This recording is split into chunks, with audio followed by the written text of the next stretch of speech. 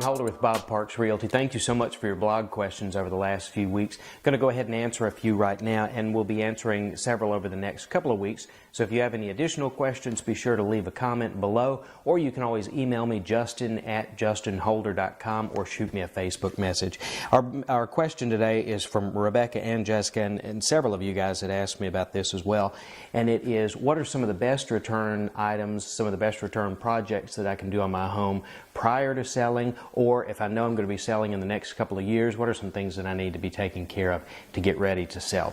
And we'll talk about a few different things. Some of the things will be free, some of them will be a medium cost, some of them will be a larger cost, and of course some of those items that have a bigger cost, that's always a good idea. Give me a call, let me run the numbers on your home, see if those numbers make sense, see if that project makes sense, and if it's something that you're going to recoup.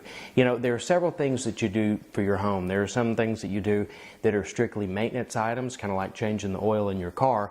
You're not necessarily going to get that money back when you go to trade in the car, but it's just a cost of it's a cost of ownership, and that's maintenance that you've put into the house, kind of like a plumbing repair or replacing the HVAC.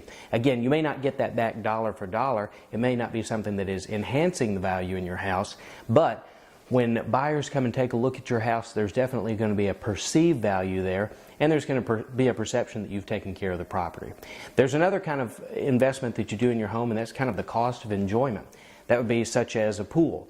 Pools historically aren't something that you get any return from, but it's something that you have put in because you've enjoyed it, you've enjoyed having family time there.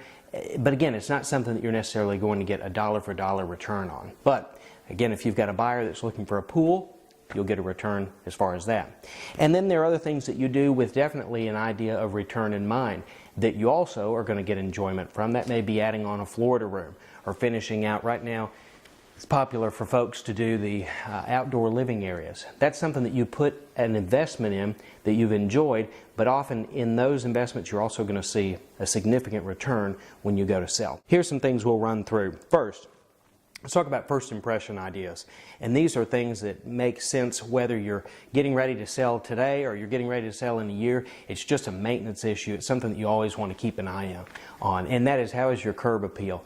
You know, staging is popular right now and folks talk about curb appeal, but how does your house look from the street? How does it look when you're comparing it to other homes on the market?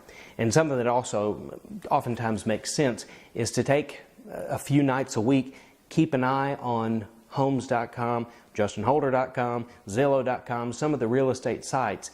Keep an eye on what's coming on the market in your price range. And if you were a buyer, what are you going to be looking at? Are you looking at are you at the top of the list of the other ones that you're competing with, or do those look a little shinier than yours? So let's talk about a few of those things. I keep rambling, but I'm going to get to those right now.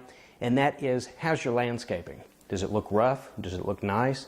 Would it make sense to do a fresh layer of mulch? That can make all the difference. It's inexpensive, but that can make all the difference in the world. Now, think about when you're walking up to the front door. Is it scratched up? Is it dented up? Does it look like a Cujo's been trying to get out the door? If that's the case, it may be time to either replace or repaint that door. Again, if you want to repaint it, that's something that you can do on your own. If you want to replace it, don't discount the idea of considering like a Habitat Restore or some of the other hardware stores in town that sell replacement doors. Again, that can be a $200 fix to as extravagant as you want to go. Next thing we'll talk about, when you walk in the house, what does it smell like?